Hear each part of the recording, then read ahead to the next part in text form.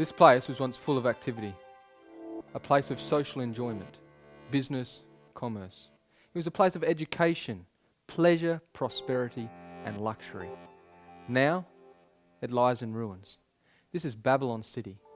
They never would have thought that this well-fortified city could ever be overthrown. But it was. The Babylonians expected prosperity, but their expectation was wrong. It's always very perplexing when bad things happen to us by surprise and we don't understand why. But when something is expected and understood, it gives the mind stability. The author of the book of Daniel came from a ruined city, and he had an expectation, and this gave him stability of mind. God used this man Daniel to give an expectation to the king of Babylon, showing him what would happen to his kingdom and his beloved city.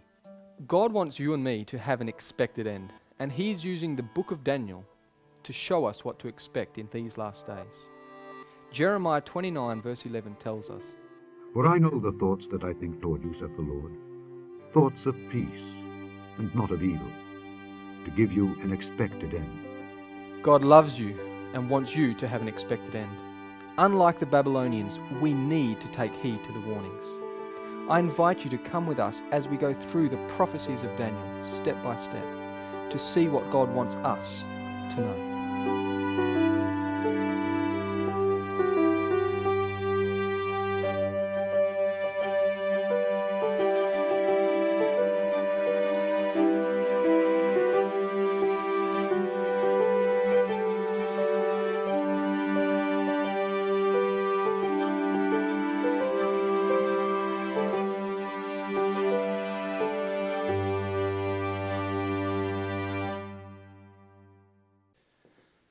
The first thing that we need to understand when studying prophecy is found in 2 Peter chapter 1 and verse 20. Knowing this first, that no prophecy of the Scripture is of any private interpretation. This means that biblical prophecies are not concocted ideas. They are real events that really took place. Therefore, we need the pages of history, we need public knowledge to unlock the prophecies. Before we open the book of Daniel, we need historical context. In the year 760 BC, Assyria was driving for world domination. The capital city, Nineveh. The Assyrians were among the most feared and hated people of ancient times. And because of their wicked deeds, this nation's time was quickly drawing to an end. And as always, God wanted to give a warning before destruction. So God sent Jonah to Nineveh. And you can probably imagine why Jonah did not want to go, considering it was the metropolis of the world, it was crushing nations around it, and Jonah's own country was on their hit list. But after his uncomfortable Mediterranean detour, Jonah did go to Nineveh.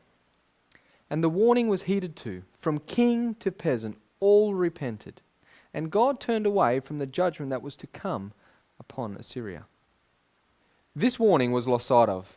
And by 745 BC, Tiglath-Pileser III ascended the throne, and he took Assyria to new heights. The pages of history tell us, Tiglath-Pileser III, king of Assyria, 745 to 727 BC, inaugurated the last and greatest phase of Assyrian expansion. He subjected Syria and Palestine to his rule, and later he merged the kingdoms of Assyria and Babylonia. It was during the reign of Tiglath-Pileser III that Isaiah began his ministry. And God used Isaiah to give a warning to his people of the impending Assyrian invasion. "O Assyrian, the rod of mine anger, and the staff in their hand is mine indignation. I will send him against an hypocritical nation, and against the people of my wrath will I give him a charge, to take the spoil and to take the prey, and to tread them down like the mire of the streets." During Isaiah's ministry, the kingdom of Israel was already divided into two parts. The northern kingdom, Israel, was comprised of 10 tribes, and its capital was Samaria. The southern kingdom, Judah, was comprised of 2 tribes, and its capital was Jerusalem. The ministry of Isaiah was conducted in the southern kingdom of Judah. The northern kingdom, Israel, had rejected warning after warning given by Elijah, Elisha, and Amos. And around 750 BC, Hosea sounded the final call. Hosea testified of the spiritual adultery taking place in Israel. Israel was trying to serve two masters, a bit of God and a bit of Baal. It's like a bit of Christ and a bit of the world, a bit of hot and a bit of cold. Israel became lukewarm, and Hosea's message was unheeded. And now Israel was without a prophet. And as the Bible says, where there is no vision, the people perish. For the children of Israel walked in all the sins of Jeroboam which he did. They departed not from them, until the Lord removed Israel out of his sight, as he had said by all his servants the prophets. So was Israel carried away out of their own land to Assyria unto this day. These words of Scripture were fulfilled over a 10-year period. In 732 BC, Tiglath-Pileser took control of the northern portion of Israel. By 722 BC, King Shalmaneser came to complete the job. But Shalmaneser died while besieging the rebellious city of Samaria. And in the same year, his brother Sargon took control and completed the conquest and scattered Israel, while Judah remained. Therefore thus saith the Lord concerning the king of Assyria, He shall not come into this city, nor shoot an arrow there, nor come before it with shields, nor cast a bank against it. By the way that he came, by the same shall he return, and shall not come into this city, saith the Lord. For I will defend this city, to save it for mine own sake, and for my servant David's sake. Wherever there is great success, there is pride and arrogance. In 705 BC, Sennacherib ascended the throne of Assyria, and in his conquests he came to the city of Jerusalem. He stood outside the city wall and mocked the people, saying, "The Egyptians' God couldn't help them, the Medes' God couldn't help them, and all the nations' gods couldn't help them." Then Sennacherib boastfully said, "Neither can your God help you." But God had a big lesson to teach Sennacherib. And this lesson is recorded in Isaiah chapter 37. Then the angel of the Lord went forth, and smote in the camp of the Assyrians 185,000. And when they arose early in the morning, behold, they were all dead corpses. So Sennacherib king of Assyria departed, and went and returned and dwelt at Nineveh. 185,000 troops dead. Understandably, Sennacherib went straight home to Nineveh and stayed there. From then on, history tells us that Sennacherib engaged more in architectural work than in global conquests. But God had another warning to give to Assyria, and this is recorded in Isaiah chapter 10 and verse 12. Wherefore it shall come to pass, that when the Lord hath performed his whole work upon Mount Zion and on Jerusalem, I will punish the fruit of the stout heart of the king of Assyria, and the glory of his high looks. God always gives time for people to repent. And so time went on in the Assyrian Empire. By 699 BC, Ashurbanipal, the last great king, ascended the throne of Assyria. By 640 BC, God chose Nahum to be his prophet. Before the Assyrian Empire started declining, God sent Nahum to give a very clear warning to Nineveh of its destruction, as Jonah did over 100 years before, because God wanted Assyria to have an expected end. Behold, I am against thee, saith the Lord of hosts, and I will discover thy skirts upon thy face, and I will show the nations thy nakedness, and the kingdoms thy shame. And I will cast abominable filth upon thee, and make thee vile, and will set thee as a gazing stock. And it shall come to pass that all they that look upon thee shall flee from thee, and say, Nineveh is laid waste. Who will bemoan her? Whence shall I seek comforters for thee? Ashurbanipal rejected the warnings given by Nahum the prophet, and by 627 BC he died. Assyria then fell into civil war, and by 620 BC a man from the tribe of the Chaldees named Nebuchadnezzar gained control of Babylon. In 612 BC he sent his armies from Babylon to Nineveh, The general of the army was Nebuchadnezzar. Nebuchadnezzar completely annihilated Nineveh. And by 605 BC, he ascended the throne as sole ruler when his father, Nebuchadnezzar, died. And now God raises Daniel to give a warning to Nebuchadnezzar.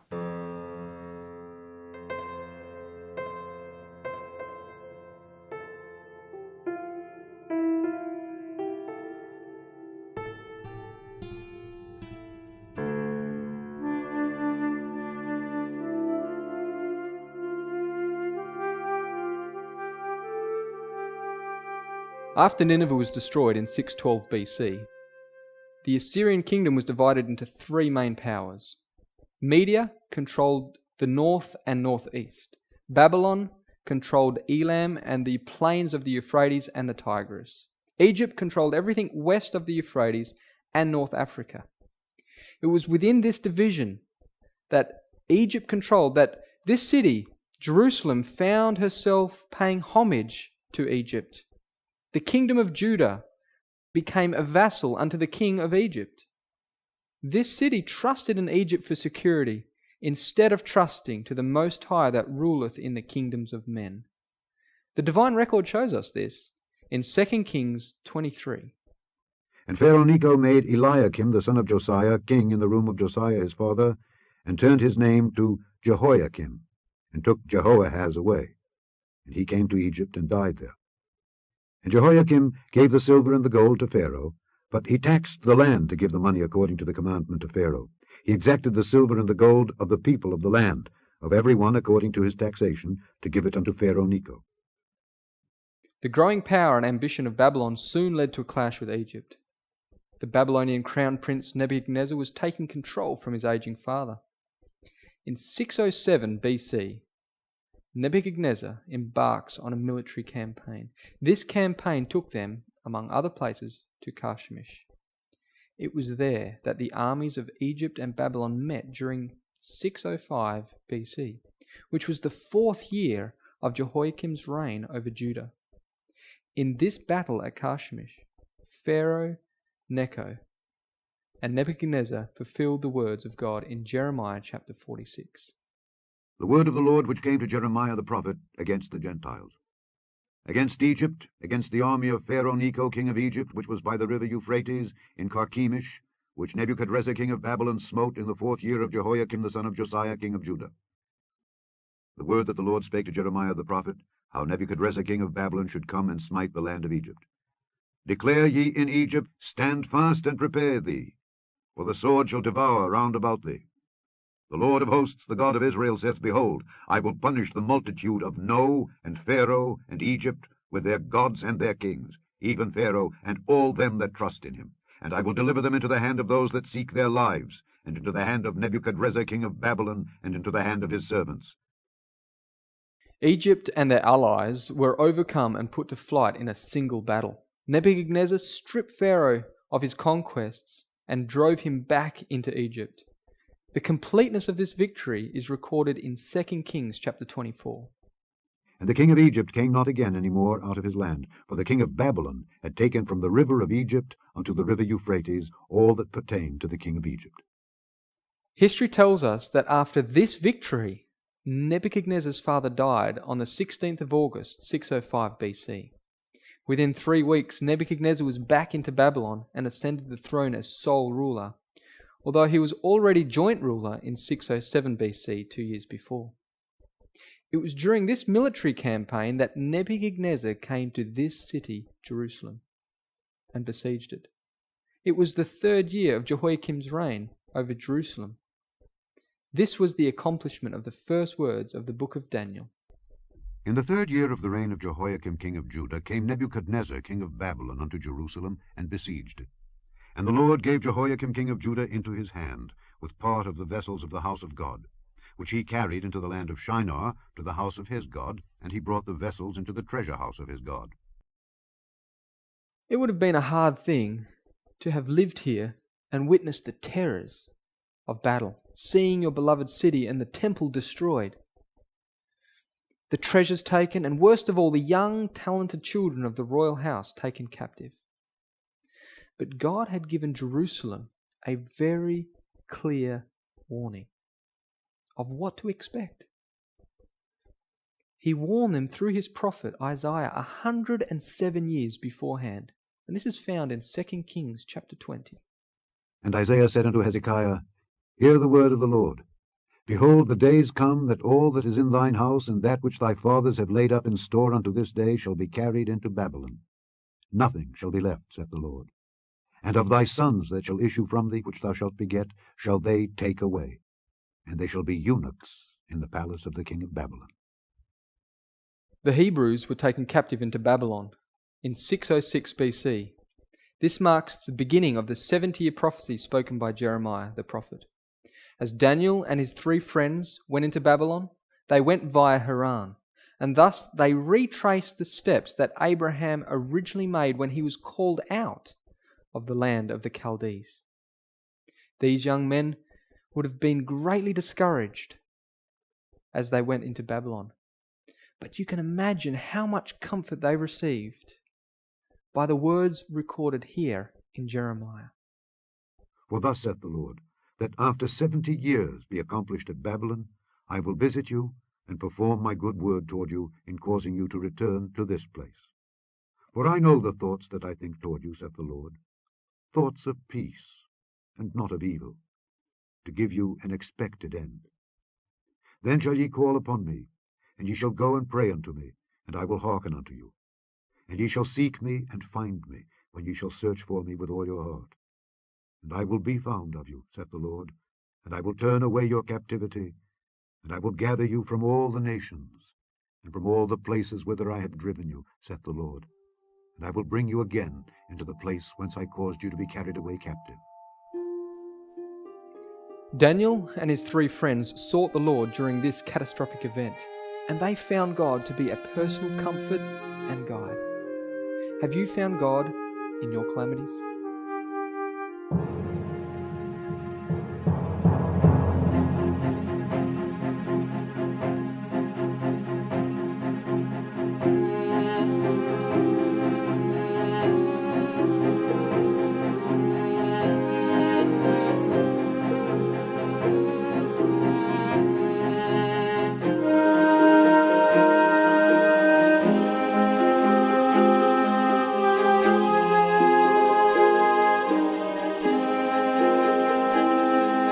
Welcome to Babylon City, the hub of the ancient world.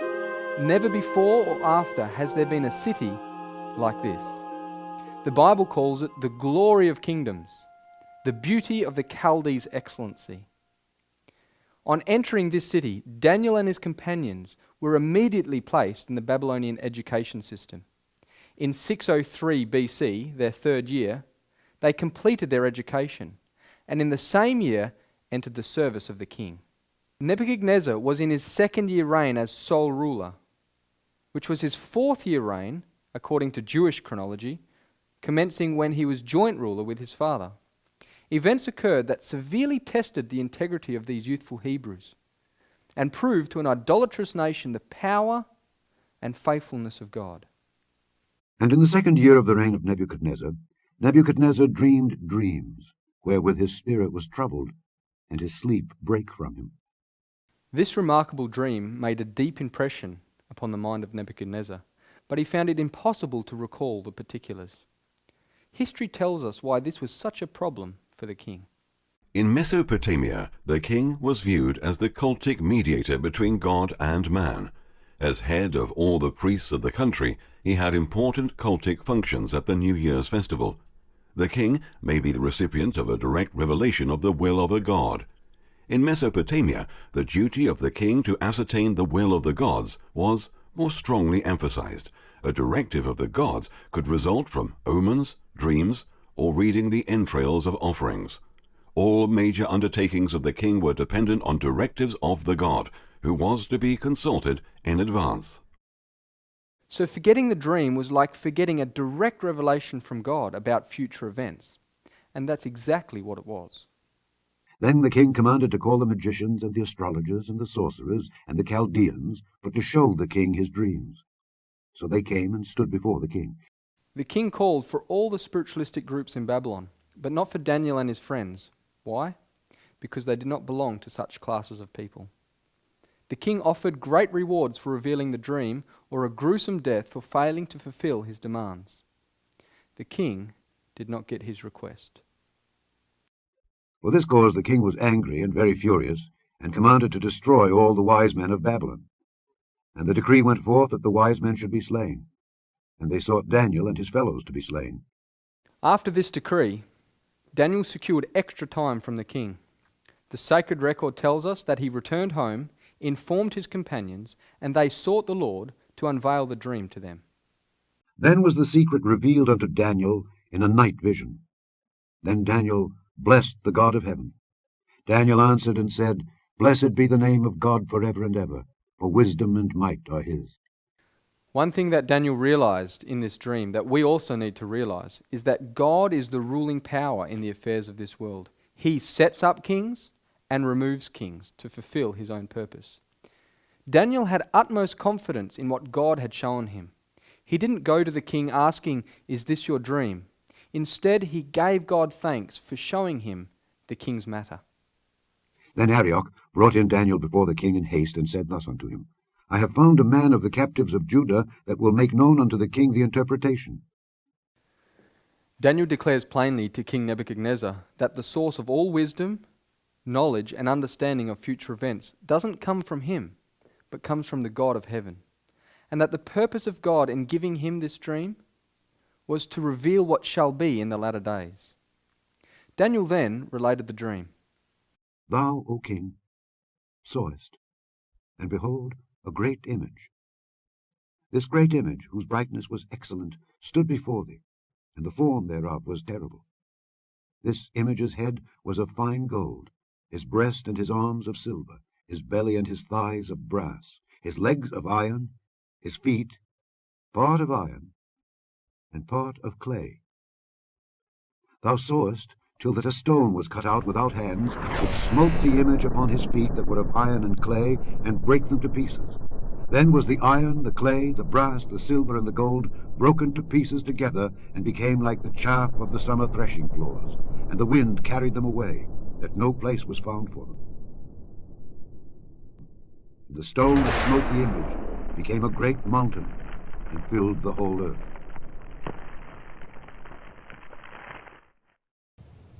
As Daniel related the facts, the dream came fresh to the king's mind. Nebuchadnezzar was an idolater. Therefore, this image was an object which at once commanded his attention and respect. This image is a comprehensive outline of world history. The glorious kingdom of Babylon formed the head of gold. All following kingdoms decreased in splendor but increased in strength, as shown by the grades of metal. First gold, then silver, brass, and iron. In the latter part of the world's history, a marked change was revealed in the iron mixed with clay, and the stone that destroyed these kingdoms and filled the whole earth with its own. Let us walk through history as we enlarge this interpretation. This is the dream, and we will tell the interpretation thereof before the king. Thou, O king, art a king of kings, for the God of heaven hath given thee a kingdom, power, and strength, and glory. And wheresoever the children of men dwell, the beasts of the field and the fowls of the heaven hath he given into thine hand, and hath made thee ruler over them all. Thou art this head of gold. Nebuchadnezzar reigned over Babylon for 43 years, from 605 BC to 562 BC. It was during this time that his kingdom rose to the nation that was represented by the golden head. Babylon was the recognized center of cultic religion, wealth, and education. Thus it was that all kingdoms and people were under the shadow of her influence and power. Gold flowed into Babylon from all provinces of its empire. The immense treasures gathered by King Solomon in Jerusalem were all taken by Nebuchadnezzar, giving to his kingdom a tremendous amount of gold. The Greek historian Herodotus visited this city about 454 BC and testified to the glory and splendor of this city. It was the golden kingdom of a golden age. Babylon, its metropolis, towered to a height never reached by any of its successors. Situated in the Garden of the East, laid out in a perfect square 60 miles in circumference, 15 miles on each side, surrounded by a wall 350 feet high and 87 feet thick, with a moat around it of equal cubic capacity. Laid out in luxuriant pleasure grounds and gardens, interspersed with magnificent dwellings, this city, with its 60 miles of moat, its 60 miles of outer wall, its 30 miles of river wall through its center, its hanging gardens, rising terrace above terrace, its 150 gates of solid brass, its temple of Belus, 3 miles in circumference, its perfect arrangement for convenience, ornament, and defense, with unlimited resources. This city was itself a wonder of the world. Never before saw the earth a city like this. Never since has it seen its equal. And there, with nations prostrate at her feet, Babylon was a true queen in peerless grandeur. The historian Gibbon records that the cities of the Babylonian Empire were plundered for almost 1,000 years, and still there was gold to be found. After the death of Nebuchadnezzar in 562 BC, he was followed by a succession of kings, which ended with Belshazzar and his father, who were overthrown by the Medes and Persians in 539 BC, fulfilling these words. And after thee shall arise another kingdom inferior to thee. As silver is of less value than gold, so the Medo-Persian Empire was inferior in splendor, luxury, and magnificence to the kingdom of Babylon, but not in strength. To understand the Medo-Persian Empire, we need some background knowledge on its rulers. The scriptures name 2 individuals who are involved in the overthrow of Babylon. The first one is recorded in Daniel chapter 5. In that night was Belshazzar the king of the Chaldeans slain. And Darius the Median took the kingdom, being about 62 years old. The other individual is recorded in Isaiah chapter 45. Thus saith the Lord to his anointed, to Cyrus, whose right hand I have holden, to subdue nations before him. And I will loose the loins of kings, to open before him the 2-leaved gates, and the gates shall not be shut. Darius was a Mede, and Cyrus was a Persian. The 2 arms of the image represented the alliance between Media and Persia. Cyrus was the son of Cambyses, king of Persia. His mother, Mandane, was the daughter of the Median king Astyages. When Astyages died, his son Cyaxares II, also known as Darius the Mede, took rulership over Media. However, Cyrus held sway over Media and Persia, but was not sole ruler. After Cyrus had taken Babylon, history informs us that he gave authority to his aged uncle, Darius the Mede. The historian Prideaux says Darius the Mede, that is Cyaxares, the uncle of Cyrus, took the kingdom, for Cyrus allowed him the title of all his conquests as long as he lived. Although Darius was in his later years, he only ruled by permission of the real conqueror, Cyrus. And now when the march had brought them into Media, Cyrus turned aside to visit Cyaxares. After they had met and embraced, Cyrus began by telling Cyaxares that a palace in Babylon and an estate had been set aside for him. Cyrus the Great led the Medo-Persian army against the city of Babylon in 539 BC. He was guided by the Lord to fulfill divine prophecy that was written over 100 years before he was born. Thus saith the Lord to his anointed, to Cyrus, whose right hand I have holden, to subdue nations before him.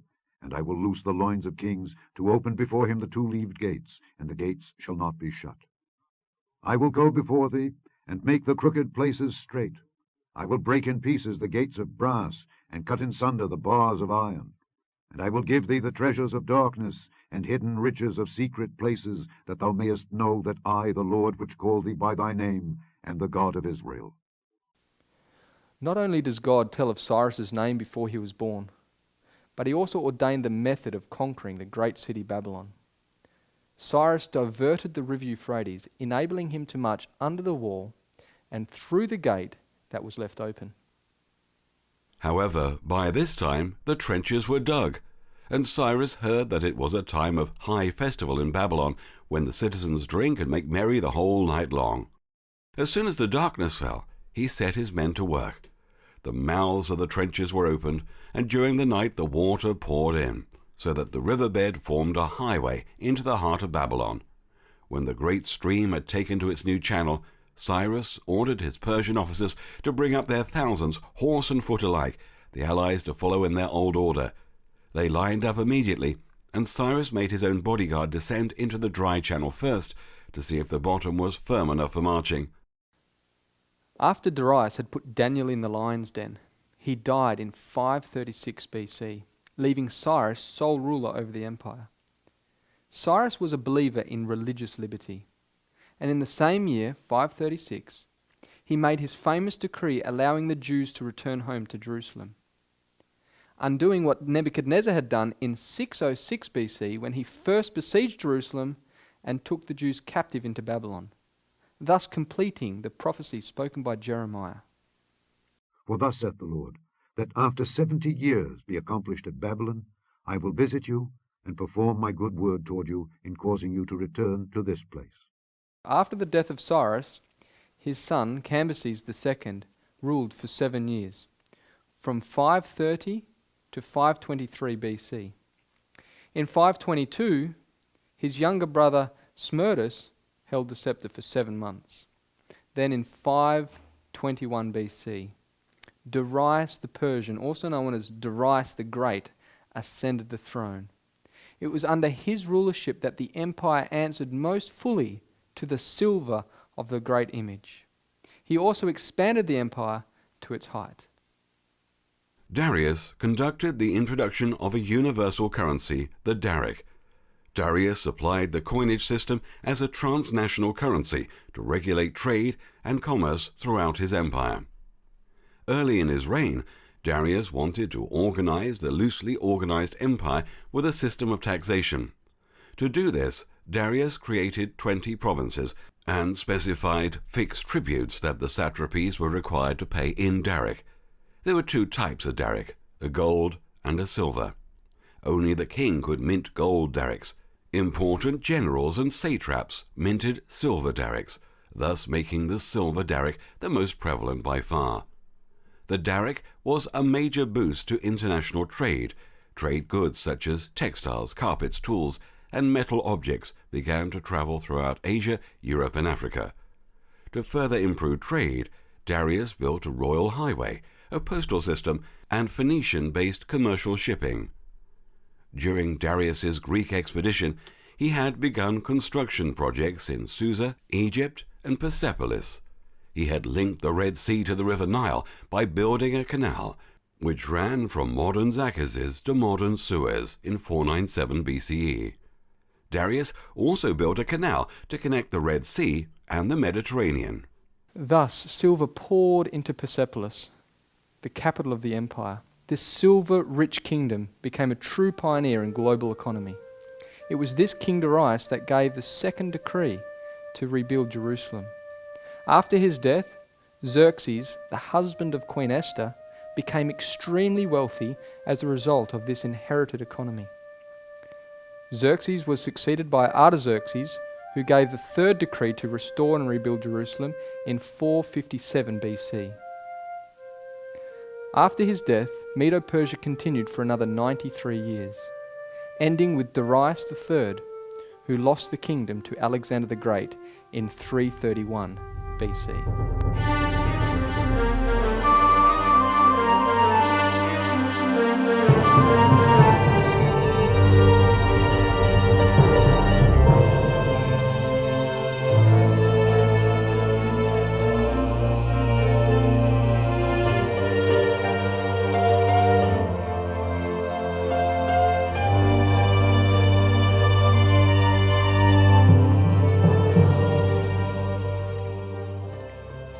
Welcome to this ancient citadel, known as the Acropolis. This place was brought to ruins by Xerxes, the husband of Queen Esther, in 480 BC during the Battle of Salamina. During the time of the Medo-Persian Empire, the Greeks were not a united people. Greek territory was made up of many city-states, each having their own king or government. Fighting among these states was common. Athens and Sparta have become notorious for such battles. Within the northern state of Macedon, a man named Philip ascended the throne in 359 BC. King Philip II of Macedon united the greater part of Greece through diplomacy and warfare. In 337 BC, he created the League of Corinth. Many of the city-states became members of this league. In 336 BC, he died, leaving a united Greece to his successor and son, Alexander. With this united front, the young king Alexander was now in a position to lead the Greeks to the fulfillment of biblical prophecy. And another third kingdom of brass, which shall bear rule over all the earth. Brass was used by God to represent the Greek Empire, although the brass of the Bible is referring to a copper alloy known today as bronze. Thus we have the three classical metals, gold, silver, and bronze. The Greeks were experts at smelting bronze. The soldiers wore breastplates of bronze, helmets of bronze, carried shields of bronze, and used swords made from bronze. The success of the Greek and Macedonian army was largely found in their leader, Alexander. At age 13, Alexander was schooled by Aristotle. At age 16, he was a warrior in the army. At age 18, he was general. At age 20, he was proclaimed king. At age 26, he had conquered the Persian Empire and was named Lord of Asia. Throughout all his life, he never lost a battle. And then, on the 10th of June, 323 BC, Alexander died in Babylon. When Alexander the Great died, he left behind a huge empire. Alexander's empire stretched from his homeland of Macedon through the Greek city-states that his father had subdued, to Bactria and parts of India in the east. It included Anatolia, the Levant, Egypt, Babylonia, and Persia. Without a chosen heir, there was an immediate dispute among his generals as to who should be his successor. This was the beginning of the Hellenistic period of Greek history. Greek territory was ruled by several Greek dynasties for over 160 years, until the iron power of Rome was felt. Hellenization denotes the spread of Greek language, culture, and population into the former Persian Empire after the death of Alexander. Greece was now the world-dominating power, but she was altogether different from the preceding two. Instead of gaining control through the power of government or religion, the Greeks gained control of the world through the power of the intellect, through education, arts, exploration, literature, theatre, architecture, music, mathematics, philosophy, science, and Olympic sports. But in 168 BC, the Roman army defeated the Macedonian and Greek allies in the Battle of Pydna. Greece then was incorporated into the Roman Empire.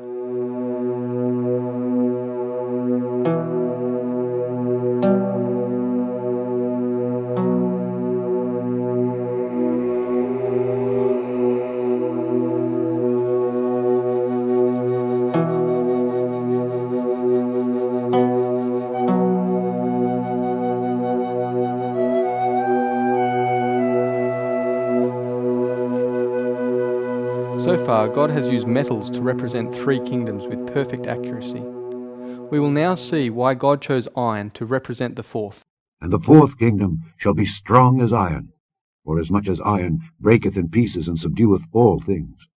And as iron that breaketh all these shall it break in pieces and bruise. This is undoubtedly the Empire of Rome. The secular historian Edward Gibbon makes this remarkable statement regarding her iron power.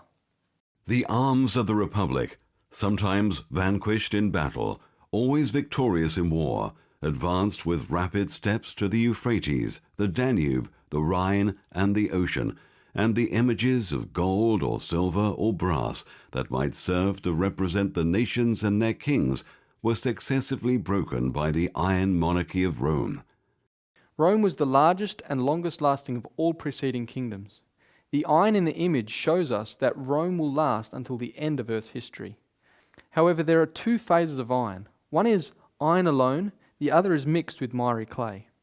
This is fulfilled in the pagan Roman Empire and the papal Roman Empire. The political philosopher Thomas Hobbes makes this interesting observation in the 1600s regarding papal Rome. And if a man considers the original of this great ecclesiastical dominion, he will easily perceive that the papacy is none other than the ghost of the deceased Roman Empire, sitting crowned upon the grave thereof, for so did the papacy start up on a sudden out of the ruins of that heathen power. Throughout Roman history, Rome has had 7 differing heads of government. The first were kings ruling the kingdom. Next, Rome became a republic and were headed by consuls, which are 2 elected individuals holding office at the same time. Each consul had veto power over his colleague. The third was called a decemvirate, which is a Latin term meaning 10 men. These elected 10 men held the Roman administration from 451 BC to 449. Another head was called a triumvirate, which is simply a coalition of 3 men in administration. Yet another ruler Rome had were dictators. Dictators were dispersed throughout the history of the Roman Republic. The most famous of these would be Julius Caesar, who was declared perpetual dictator in 45 BC. The 6th head of government, emperors. Emperors differ from kings because an emperor is a king of kings. For example, King Herod was subservient to the emperor of Rome. Also, an emperor rules an empire as opposed to a kingdom. After the Germanic tribes dominated Rome, Rome was finally ruled by popes. Still today, the seat of the papal Roman Empire is located in the city of Rome. Rome began as a kingdom in around 753 BC. The first king was Romulus, who founded the city and named it after himself. The last king was an Etruscan king named Lucius Tarquinius Superbus. He was proud, tyrannical, and lost favour in the eyes of the people. It was said that Lucius was a source of the phrase, the tall poppy syndrome. According to Livy, Tarquin cut off the heads of the tallest poppies in his garden as an allegory to instruct his son Sextus to pacify a recently conquered enemy city by executing its leading citizens. This is one of the many stories which leads to the modern expression of tall poppy syndrome to describe the phenomenon of tearing down individuals who rise too far above the majority. After Sextus violated a Roman noblewoman, the Tarquin family were removed from power and driven out by Roman aristocrats in 509 BC. At this time, the Roman Republic was formed. It was under the Republic that Rome came to be as strong as iron. Rome's expansion of territory commenced with the domination of the Italian peninsula. Rome then turned her eyes across the Mediterranean and fought 3 wars against their North African rival Carthage. These were known as the Punic Wars. It was during the Second Punic War that King Philip V of Macedon made an alliance with Carthage's general, Hannibal. This annoyed Rome, so Rome then took on these 2 powerful kingdoms at the same time, Carthage in the west and Macedon in the east. Rome first went to war with the Greek kingdom of Macedon in 214 BC and again in 200 BC. Rome then gained a decisive victory against the Greeks at Pydna in 168 BC, reducing Macedonia to a Roman province. By this time, Rome dominated much of the Greek territory. Although winning the wars against Carthage and the Greeks, Rome was financially and emotionally drained due to the loss of thousands of soldiers in bloody battles. So then how could Rome be as strong as iron if it was in this weak state? Well, one thing was clear, that an unprofessional citizen army was no longer adequate for an empire the size of Rome. Gaius Marius, a statesman and general of the Roman Republic, initiated a group of military reforms which profoundly shaped the future of the Roman power. Up until this time, the Roman army was made up of the wealthier, land-owning citizens of Rome. It was a seasonal army, so it was formed only when the need arose. Each soldier had to provide their own equipment. This all became a dutiful exercise to defend their land and increase the borders of the Roman Empire. But the policies of Marius, which greatly improved the military, hinged upon the selfishness of the human heart. Here are some of the reforms. In 30 BC, the imperial Roman army was established. All Roman citizens who joined the army, including the poor, were paid well for their service. Thus it became a career. For the first time, the Roman state provided equipment to all, giving uniformity to their force. Each soldier was equipped with a short iron sword called a gladius, a spear called a pilum, iron chest armor, and a long rectangular shield. The soldiers were offered inducements and bonuses through spoils gained in conquering new territory. Retirement benefits in the form of land grants were also provided. This was very enticing for the landless poor citizens of Rome. They were required to enlist for some 20 years of full military service, but many served as long as 30 to 40 years, thus giving Rome a standing professional army. Can you see how these policies played on human greed? For many of the soldiers, it was all about personal gain. Look at what the prophet John the Baptist had to say to these Roman soldiers. And the soldiers likewise demanded of him, saying, And what shall we do? And he said unto them, Do violence to no man, neither accuse any falsely, and be content with your wages. The Roman generals had an iron grip on their soldiers, not only through the pleasure of personal gain, but through the use of extreme discipline. Here's an example. Decimation was a form of military discipline used by senior commanders in the Roman army to punish mutinous or cowardly soldiers. The word decimation is derived from Latin meaning removal of a tenth. A cohort selected for punishment by decimation was divided into groups of 10. Each group drew lots, sortition, and the soldier on whom the lot fell was executed by his 9 comrades, often by stoning or clubbing. The remaining soldiers were often given rations of barley instead of wheat. When you compare these methods with dutiful service to a king or state like other kingdoms, you get a glimpse at the secret behind the strength of Rome. As a result of the military reforms made by Marius, the Roman generals, who were often political leaders, became too powerful within the Roman Republic. This caused the downfall of the Republic and the beginning of the emperors. The first emperor was Gaius Octavius, also known as Caesar Augustus. He became emperor in 27 BC. Augustus was the emperor when Jesus Christ was born. His successor, Tiberius Caesar, was emperor during Christ's crucifixion, resurrection, and ascension. Augustus also played on the base nature of man through pleasure and fear in order to have an iron control not only over the military, but also over the populace of the Roman Empire. At this point in Roman history, unemployment was high. Large agricultural estates were supported by government grants, and these estates exploited slave labour from conquered lands. Small farms couldn't compete and gradually went out of business. This caused an influx of the unemployed into the cities. Augustus maintained control of these idle citizens through the pleasure and fear principle.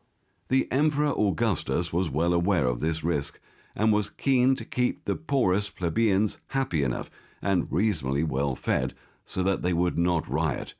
He began the system of state bribery that the writer Juvenal described as bread and circuses. Free grain and controlled food prices meant that plebeians could not starve, while free entertainment such as chariot races and gladiators in amphitheatres and the Circus Maximus meant that they would not get bored and restless. Bribery it may have been, but it often worked. Bread and circuses gave the people an addiction to the Western lifestyle that Rome promoted. Rome built many entertainment centres in order to keep the masses amused. About 230 Roman amphitheatres have been found across the area of the Roman Empire. They were used for events such as gladiator combats, chariot races, venations, or animal slayings, and executions. Amphitheatres are distinguished from circuses, from hippodromes, which were usually rectangular and built mainly for racing events, and from stadia built for athletics. Imperial amphitheatres comfortably accommodated 40,000 to 60,000 spectators, or up to 100,000 in the largest venues, and were only outdone by the hippodromes in seating capacity. Rome also employed capital punishment as a penalty for disobedience or rebellion. The Apostle Paul was charged before the Roman government for being a ringleader of a worldwide uprising. For we have found this man a pestilent fellow, and a mover of sedition among all the Jews throughout the world, and a ringleader of the sect of the Nazarenes. Consequently, Paul was brought before Nero in Rome and was beheaded for his Christian faith. Nero marks the beginning of the Christian persecution. These persecutions, beginning under Nero about the time of the martyrdom of Paul, continued with greater or less fury for centuries. Christians were falsely accused of the most dreadful crimes and declared to be the cause of great calamities. As they became the objects of popular hatred and suspicion, informers stood ready, for the sake of gain, to betray the innocent. They were condemned as rebels against the empire, as foes of religion, and pests to society. Great numbers were thrown to wild beasts or burned alive in the amphitheatre. Some were crucified, others were covered with the skins of wild animals and thrust into the arena to be torn by dogs. Their punishment was often made the chief entertainment at public fetes. Vast multitudes assembled to enjoy the sight and greeted their dying agonies with laughter and applause. This policy of offering a combination of rewards and punishment to induce behaviour was the strength of Rome's iron power over the military and the masses. After Nero's death, another dynasty of Roman emperors arose, including Vespasian and his son Titus, who destroyed the city of Jerusalem in AD 70. Rome then continued for another 235 years until the reign of Constantine, which saw the empire divide, the capital city relocate, and a new state religion introduced. From Constantine onward, the Roman Empire was never the same again. Foreign elements were introduced, and the iron began to be mixed with miry clay. And whereas thou sawest the feet and toes, part of potter's clay and part of iron, the kingdom shall be divided. But there shall be in it of the strength of the iron, forasmuch as thou sawest the iron mixed with miry clay. This prophecy of the division of the Roman Empire began as fulfillment during the 3rd century AD. The Roman army was struggling to maintain the large borders of its empire. Due to internal and external pressures, Rome lost control of a significant portion of its eastern territory to the powerful trading city of Palmyra. By 271 AD, the Palmyran Empire controlled a large portion of Asia Minor, spreading all the way down to Egypt. At the same time, the western frontier fell to a mutinous Roman army, which established their kingdom known as the Gallic Empire, which held sway over Gaul, Spain, and Britain. In 270 AD, during the height of this crisis, Emperor Aurelian emerged. After protecting the northern frontier against barbarian invaders, Aurelian restored Roman power in the east by conquering Palmyra in a series of battles in 272 AD. In the following year, Aurelian marched to Gaul to reclaim its western territory. In 274 AD, he defeated the Gallic Empire, ending the Roman crisis. However, Rome's instability continued. In 285 AD, Diocletian endeavoured to restore Rome's former strength and stability by dividing the power of government between 4 emperors, 2 senior emperors and 2 junior emperors. Diocletian, as senior emperor, ruled the east from Nicomedia, while Maximian, also a senior emperor, ruled the west from Milan. Galerius, a junior emperor, controlled Illyricum from Thessalonica. And Constantius, also a junior emperor, had power over Gaul and Britain from Trier. However, naming numerous emperors led only to more civil wars, making it easier for the barbaric tribes to invade. In 305 AD, Diocletian retired, and over the next 2 years, 8 emperors began to fight for supremacy, bringing Rome near total collapse. However, Rome could not collapse at this point. if the prophecy of the iron and clay was to be fulfilled. Important changes needed to take place before Rome could be divided. Divine providence solved this crisis. After Diocletian retired, Maximian followed suit. The two former junior emperors, Galerius and Constantius, became senior emperors in the east and west respectively. Severus was junior emperor to Constantius in the west, and Maximinus II was junior emperor to Galerius in the east. The following year, 306 AD, Constantius died in Britain, and his son Constantine was then proclaimed emperor by his father's army. However, this conflicted with Severus's new position as senior emperor in Rome. This news provoked Maxentius, son of Maximian, to proclaim himself as emperor in Rome also. Maxentius then called on his father to leave retirement to be co-emperor with him, and this he did. Maxentius and his father killed Severus to secure their position. Galerius, the eastern emperor, came to the west intending to dethrone Maximian. Galerius then appointed Licinius as emperor in the east, giving Rome 6 emperors once again. Constantine then captured Maximian, who afterward hanged himself.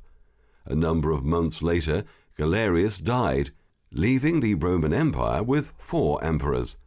Maxentius and Maximinus II made an alliance, motivating Licinius to ally with Constantine. Soon after, Constantine destroyed Maxentius by defeating him and his army in 312 AD.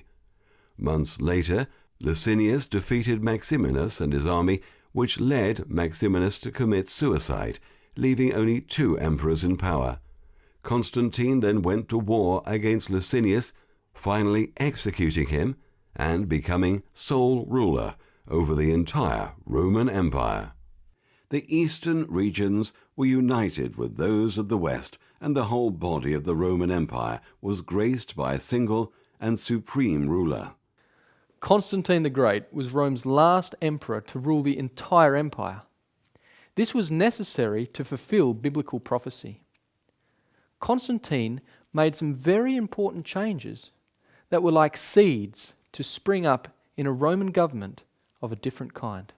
During his 31 years of rulership, Constantine publicly professed Christianity, became the first Christian emperor, and put a stop to Christian persecution through the Edict of Milan in 313 AD.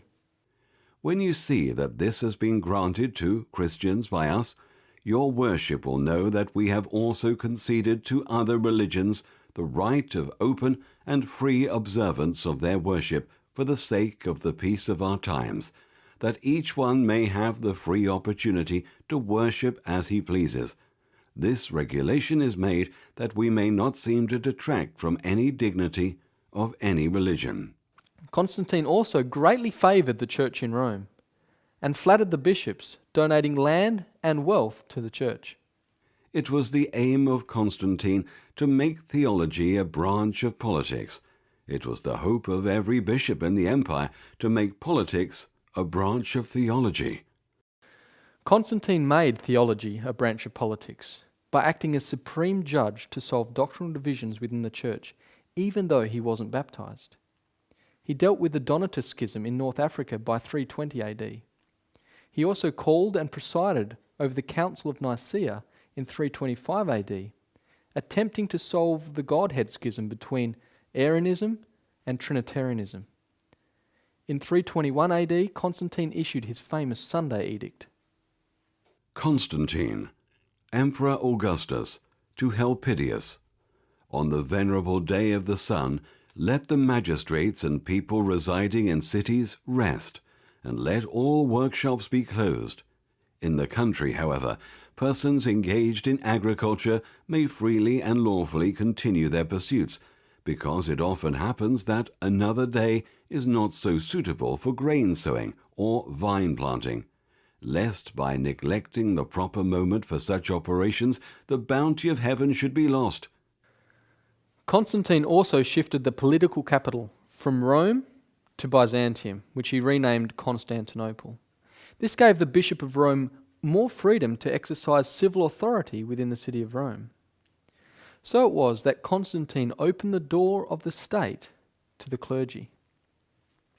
To the reign of Constantine the Great must be referred the commencement of those dark and dismal times which oppressed Europe for 1,000 years. An ambitious man had attained to imperial power by personating the interests of a rapidly growing party.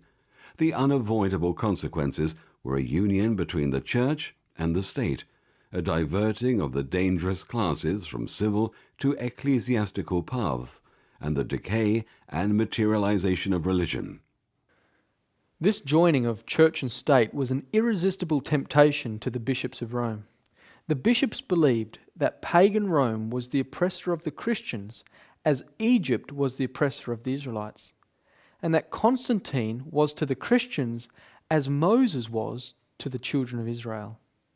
The Roman historian and bishop Eusebius, who lived in the days of Constantine, writes this: For as once in the days of Moses and the Hebrew nation, who were worshippers of God, he cast Pharaoh's chariots and his host into the waves, and drowned his chosen chariot captains in the Red Sea. So at this time did Maxentius and the soldiers and guards with him sink to the bottom as a stone, when in his flight before the divinely aided forces of Constantine he essayed to cross the river which lay in his way. They also believed that the church was to be a theocracy, a nation to overrule nations, as Israel was in the days of King David. This idea appears clear and full in Eusebius's book, The Life of Constantine. Furthermore, the bishops believed that this new theocracy would be governed by the church officers. Accordingly, the bishops considered themselves as invested with a rank and character similar to those of the high priest among the Jews, while the presbyters represented the priests and the deacons the Levites. This is how the Bishop of Rome became known as the High Priest, or in Latin, Pontificus Maximus. With the combination of Constantine joining church and state with the erroneous beliefs of the bishops, the seed was firmly sown that would spring up as Papal Rome. With Constantine's life work complete, he died in 337 AD. The old Roman Empire could now descend into division. The kingdom shall be divided. Now we will consider the history that fulfills this prophecy. The northern borders of the Roman Empire were the Rhine and Danube rivers. Julius Caesar named the regions east of the Rhine Germania. Within these regions lay a multitude of ethnic tribes. All these tribes have become known as the Germanic tribes. The Romans called them barbarians. Among these were the Angles, the Jutes, the Saxons, the Thuringians, the Vandals, the Suevi, the Burgundians, the Franks, the Alemanni, the Visigoths, the Ostrogoths, the Gepids, the Heruli, the Lombards, and the list goes on. For decades, various barbaric tribes were making continual incursions into Roman territory. The Roman army maintained the borders until the Huns appeared in Europe. The Huns were a savage nomadic people who originated from China. As the Huns moved toward the Germanic tribes, this ignited the great migration of the Germanic peoples into the weak Roman Empire. This was only about 25 years after Rome was divided between Constantine's three sons. In 351 AD, the Franks and Alemanni crossed the Rhine, never to return. The Alemanni settled in Agri Decimates, from the river Main to Lake Constance. They spread to the regions of Alsace-Lorraine and extended to Seine by 455 AD. The Franks settled in Gaul and extended to Somme and Seine by 455 AD. These two tribes are the roots of modern-day France and Germany. The territory of these two great confederacies, the Franks and the Alemanni, is constantly spoken of by contemporary writers as Francia and Alemannia. We feel that we are standing on the verge of modern history when we recognize in these two names the France and the Alemannia of the French newspaper of today. Though other elements have been abundantly blended with each confederacy, it is not altogether forbidden us to recognize in these two barbarous neighbors of the Roman Empire in the 4th century the ancestors of the two mighty nations which in our own day met in thunder on the plains of Gravelotte. As the Huns pushed into Europe in 370 AD, fear fell on all the barbaric tribes. As warriors, the Huns inspired almost unparalleled fear throughout Europe. They were amazingly accurate mounted archers, and their complete command of horsemanship, their ferocious charges and unpredictable retreats, and the speed of their strategical movements brought them overwhelming victories. As the Huns advanced into Germania, many tribes were forced aside like the bow wave of a ship.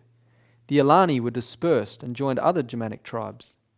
The Huns drove the Ostrogoths, or the Eastern Goths, upon the Visigoths, or Western Goths, who were hemmed in by the Danube, but compelled to cross it into Roman territory in 376 AD.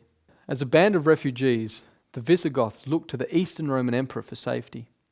After many years of cruel treatment at the hand of the Eastern Empire, the Visigoth king Alaric arose in 395 AD.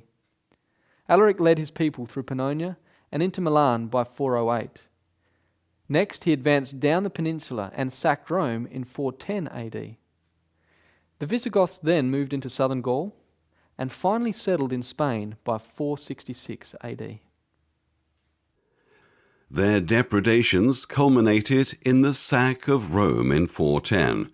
In the same year, Alaric died and was succeeded by Ataulfus, who led the Visigoths to settle first in southern Gaul, then in Spain. Not only the Goths, but other Germanic tribes could not withstand the rapid progress of the Huns. The Burgundians, Vandals, Suevi, and the Alani temporarily united, and on December 31, 406 AD, this confederacy crossed over the frozen Rhine and entered into Roman territory. The victorious Confederates pursued their march, and on the last day of the year, 406, in a season when the waters of the Rhine were most probably frozen, they entered, without opposition, the defenceless provinces of Gaul. This memorable passage of the Suevi, the Vandals, the Alani, the Burgundians, who never afterwards retreated, may be considered as the fall of the Roman Empire in the countries beyond the Alps, and the barriers which had so long separated the savage and the civilized nations of the earth were from that fatal moment levelled with the ground. The Burgundians settled in Burgundy in 420 AD and went on to spread over West Switzerland and the valley of the Rhine between 443 and 476 AD. The Suevi, Vandals and Alani moved down into Spain by 409 AD. In 418, the Alani king Atassus was killed by the incoming Visigoths. The Alani then offered their crown to the Vandal king Gunderic. As a result, the separate ethnic identity of the Alani was lost to the Vandals. As the Visigoths moved into Spain, they pushed the Suevi into Galicia, where they settled and established a kingdom which incorporated other small Germanic tribes like the Quadi, Buri, and the Marcomanni, who had also left Germania. The Suebic kingdom spread throughout what is now Portugal by 466 AD. The Vandals, on the other hand, had an open door into North Africa. So it was in May 429 AD the Vandals crossed the Strait of Gibraltar and began their settlement. By 439, the Vandals spread their kingdom to the stronghold of Carthage. The Vandals, as we know, ruled Africa from Carthage. The Burgundians were settled in the valley of the Rhine, and their chief capital was Lyon.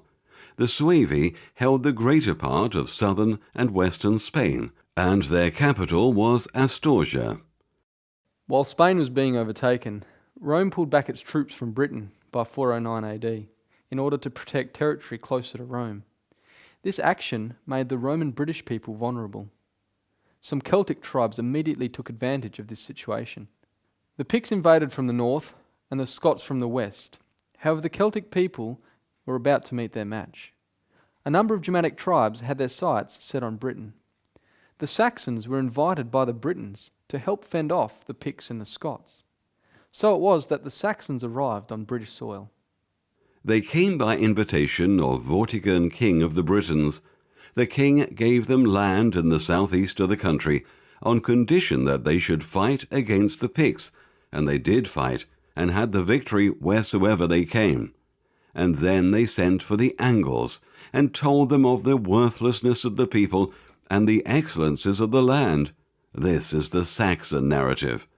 The Saxons pushed the Picts back past the old Roman frontier, preventing the Celts from gaining control of Britain. But the Saxons turned against the Britons whom they had come to help. The Angles and Jutes from Denmark and the Frisians from France also joined the Saxons in the invasion of Britain. The native Britons were then pushed into the southwestern corner, known today as Wales.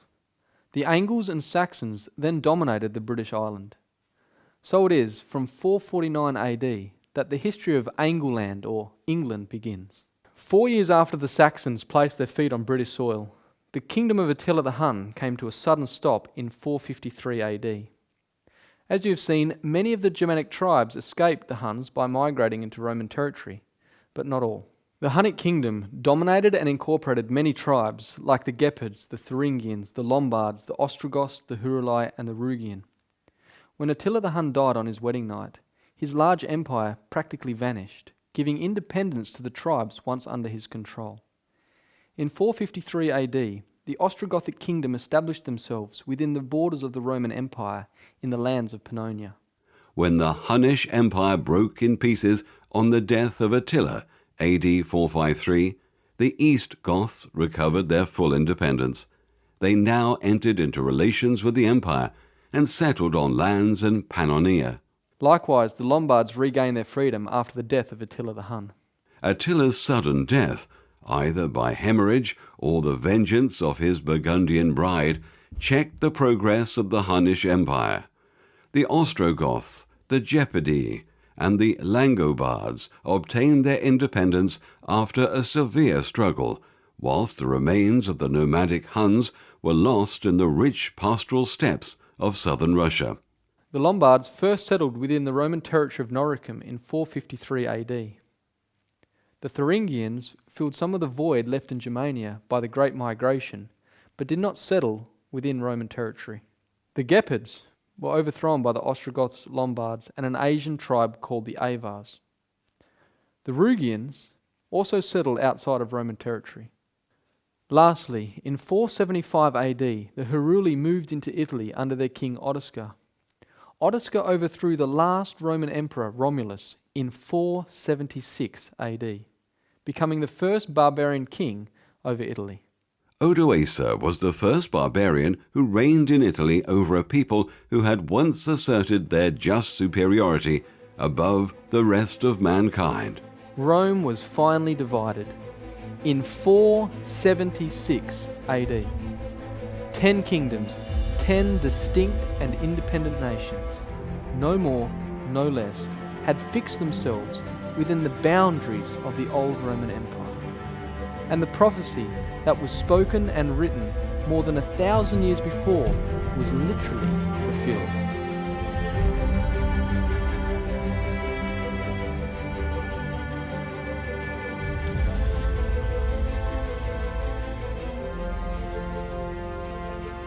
Although Rome lost its territory to the various nations of Europe, it regained its territory in the hearts and minds of mankind. Divine prophecy foretold Rome would remain until the end of earthly kingdoms. Rome evolved from the old pagan empire into a religious power that is still felt today. As Rome was being pulled apart by the Germanic invasions, the Church of Rome played an important role to secure its own existence. In 460 AD, Pope Leo the Great said this: While Romulus and Remus were the twin founders of ancient Rome, it was through the missionary efforts of the apostles Peter and Paul that Rome, the mother of error, was transformed into the daughter of truth. Rome did not really pave the way for the Christian faith. Rather, the Christian faith paved the way for Rome to be transformed into the Christian city that it was meant to be. Peter and Paul, not Romulus and Remus, were the men who raised Rome to this glory, that Rome might be made head of the world through the sacred throne of Blessed Peter. Pope Leo taught that the existence of Rome was a result of the Church. He not only taught it, but he demonstrated it by creating peace with the Huns. It became clear that neither the emperor nor the Magister Militum had any chance of halting the Huns' advance. So Leo the Great, Bishop of Rome and first Pope of the Christian Church, took matters into his own hands. He travelled north to intercede with the king of the Huns on his own. Attila agreed to see him, and the two men met at the Po River. Afterwards Leo never wrote or spoke of what had passed between them, but when the audience had ended, Attila had agreed for peace. Leo returned to Rome, haloed with victory. For the first time in history, a bishop had taken the emperor's job. As spiritual leader, he could also claim the right to guarantee the Church's physical survival. So after the division of the Roman Empire, the Church of Rome had secured its place as a power that would last to the end of time. And as the toes of the feet were part of iron and part of clay, so the kingdom shall be partly strong and partly broken. And whereas thou sawest iron mixed with miry clay, they shall mingle themselves with the seed of men.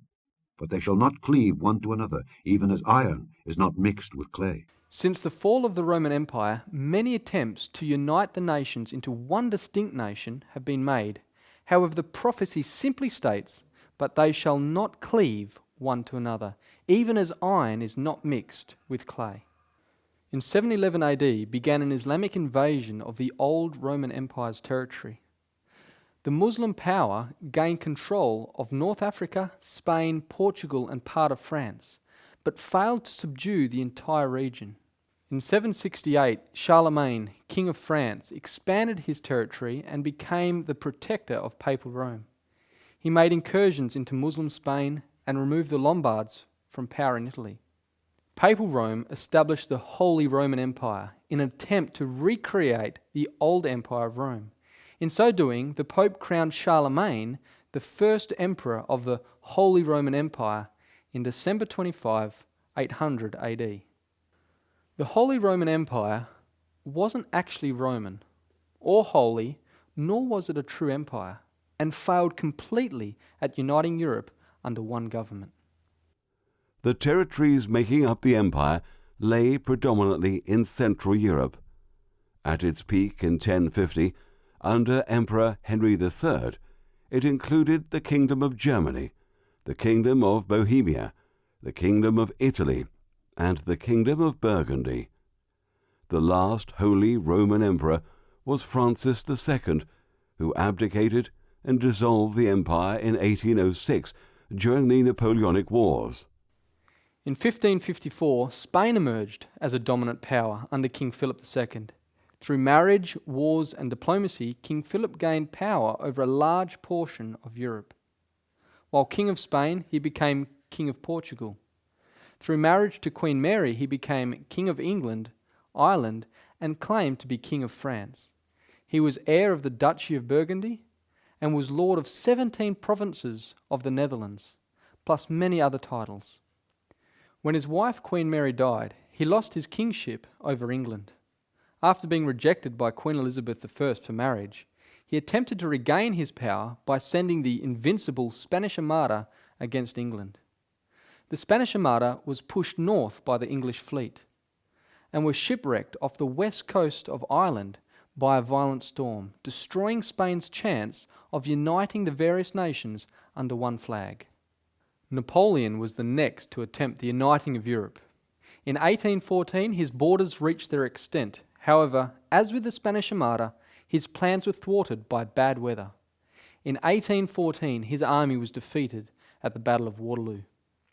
Not long after Napoleon, Queen Victoria of England came to power and eventually became known as the grandmother of Europe. She and Prince Albert had 9 children, and most were married off to other European royal families. Victoria had 42 grandchildren, and a number of them held the crown of European nations. King George V of the UK, Wilhelm II, German Emperor and King of Prussia, Sophia, Queen of Greece; Maud, Queen of Norway; Alexandra, Empress of Russia; Marie, Queen of Romania. It is said all European nations were elated by 1914, and although they shall mingle themselves with the seed of men, it was no help when the First World War started. They simply shall not cleave one to another. In more recent times, Adolf Hitler almost spread the German nation across all of Europe. From 1939, Hitler overran nation after nation, his empire reaching its height in 1941 to 42. Again, God's providence stepped in, and a freezing winter crippled his army and caused the death of over 1 million troops, making it one of the most catastrophic military failures in history. His army never recovered and was soon crushed by English and American forces. Even on a diplomatic level, true unification has proven impossible. In 1993, the European Union began, but has not consolidated the nations into one cohesive empire. It's important to note that the kingdoms of Europe have extended their influence over the entire world. England took a quarter of the world at its peak. Spain was not far behind, and through the United States, much of the world is heavily influenced by European culture. Germany, France, Portugal, and the Netherlands also made many colonies over the world. It is clear that the division of the Roman Empire has influenced the entire world as we know it. Although there is talk about a one world government, this will never fully come to fruition. It has failed in the past, it will fail in the future, because the prophecy is clear, but they shall not cleave one to another, even as iron is not mixed with clay.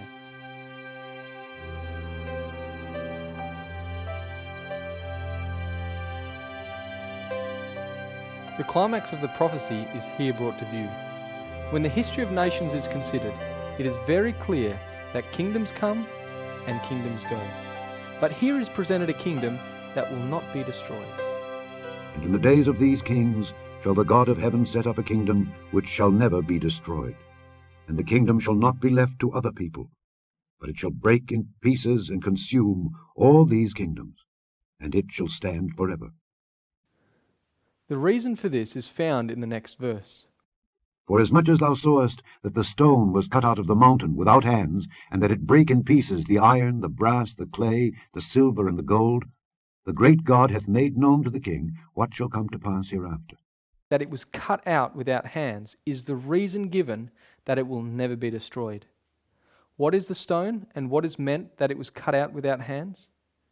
Jesus Christ, when speaking to the Jews, tells us what this crushing stone is. And he beheld them, and said, What is this then that is written? The stone which the builders rejected, the same is become the head of the corner. Whosoever shall fall upon that stone shall be broken, but on whomsoever it shall fall, it will grind him to powder. Speaking to the Jews again, Jesus tells us what it means to be cut out without hands. I will destroy this temple that is made with hands, and within 3 days I will build another made without hands. In this statement Jesus made, he was speaking about the temple of his body. Jesus answered and said unto them, Destroy this temple, and in 3 days I will raise it up. Then said the Jews, 46 years was this temple in building, and wilt thou rear it up in 3 days? But he spoke of the temple of his body. The meaning is clear. With hands means the thing is accomplished through a human agency. Without hands means through a supernatural agency. This is further proven in the book of Hebrews. But Christ being come an high priest of good things to come, by a greater and more perfect tabernacle, not made with hands, that is to say, not of this building. Moses built the Hebrew sanctuary with all its offerings and ceremonies. This was done through the human agency. But when Christ went to heaven after his resurrection, he entered into the heavenly sanctuary. And that is referred to as not being made with hands. In other words, there was no human input into the building of it. The mountain that was the origin of the stone is recorded in Hebrews 12, verse 22. But ye are come unto Mount Zion, and unto the city of the living God, the heavenly Jerusalem, and to an innumerable company of angels. Therefore, this stone that is cut out without hands refers to the resurrected, glorified Christ, who will leave the heavenly city known as Mount Zion, return to earth in a physical, literal, and visible manner as king and ruler of this world. This stone is not any particular church or religious organization, because these are all administered by human beings. It is important to note that this final and everlasting dominion is set up without human power or help. No human agency is responsible for the stone being cut out of the mountain, nor responsible for it being hurled with great force against the image. The setting up of this everlasting kingdom and the destruction of the earthly dominions are accomplished by Jesus Christ himself. The timing of the setting up of this final kingdom is clearly indicated. Although no exact time is given, a waymark is clearly laid out before us. And in the days of these kings shall the God of heaven set up a kingdom which shall never be destroyed. The plurality of kings here mentioned refers to the division made after the fall of the Roman Empire in 476 AD. We are currently still living in this European division, and therefore are living in the days of these kings or kingdoms. So the kingdom that is yet to be realized is to be done so during the existence of the various nations of Europe, and before any one world government comes to fruition. Now some may say that the kingdom was realized during the first advent of Jesus Christ. Christ plainly taught that his kingdom was still future when he had the Last Supper with his disciples. And he took the cup and gave thanks, and said, Take this, and divide it among yourselves. For I say unto you, I will not drink of the fruit of the vine until the kingdom of God shall come. Again, Christ did not set up this kingdom before his ascension. When they therefore were come together, they asked of him, saying, Lord, wilt thou at this time restore again the kingdom to Israel? And he said unto them, It is not for you to know the times or the seasons which the Father hath put in his own power. Also, Christ did not teach us something to pray for that was already fulfilled when he said, Pray, thy kingdom come, thy will be done. The Bible teaches us that this kingdom is a matter of promise to the believer in Christ. Hearken, my beloved brethren. Hath not God chosen the poor of this world, rich in faith, and heirs of the kingdom which he hath promised to them that love him? And it was told us in the Scriptures that it would be set up when Christ shall judge the living and the dead. I charge thee therefore before God and the Lord Jesus Christ, who shall judge the quick and the dead at his appearing and his kingdom. Some may ask, what kingdom was realized when Christ first came to earth? There are two types of kingdoms brought to light in the Bible: the kingdom of grace and the kingdom of glory. One is current and the other is future. This is simply shown by the text in Hebrews where it says to come boldly before the throne of grace. This is present tense. The other is mentioned in Matthew 25:31, when the Son of Man shall come in his glory, and all the holy angels with him, and he shall sit upon the throne of his glory. And this is future. A throne implies a kingdom, and so the kingdom of grace was realized during Jesus' first advent, and the kingdom of glory will be realized at his second advent. The prophecy tells us that during the existence of the various nations of Europe, that Jesus Christ himself will set up a kingdom. It will not be left in the hands of a church or an organization or a board of directors or any other representative. Christ himself personally will administer this kingdom. It also tells us that when he comes, the nations of this world will be destroyed.